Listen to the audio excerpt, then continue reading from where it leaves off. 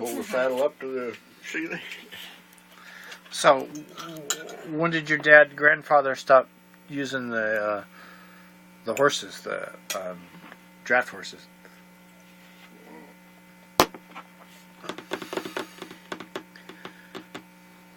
Oh, I don't know. It would have been in the early 40s. I can't remember exactly when we put out one horse, all the hay up the horses, pitchforks. So derrick drivers. My first job was a derrick driver. So you would have been. I was about 10 years till 10, 12 years old. 10 years old. I don't know. I got $1 a day. That was my first job.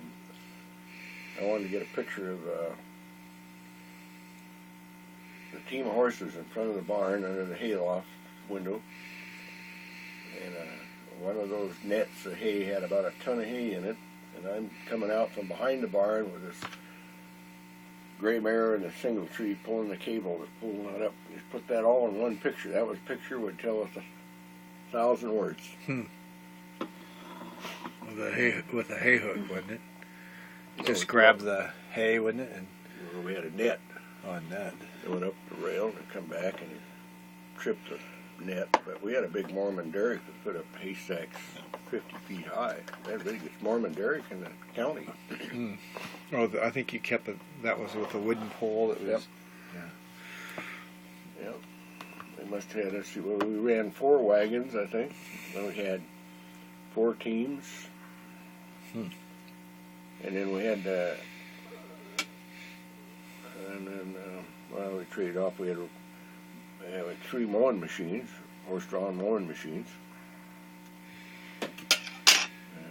dump rake, and shock in the hay, and use pitchforks. Different than it is now. I don't know. What was the first tractor you remember then after the Percherons and the... Oh, we had an old farmall, what do you call it? That farmall, it was a Tri-C Deer. That little AC tractor. You know, we went from there to bale hay, square bales. No, we went from loose hay to buck rakes and put the thing up. Still had to stack the hay on the stacks. Then we put it up in bales, and Jim and I were always talking about someday they're going to figure out how to move this hay without having to do all this work. So I had just bought this big baler,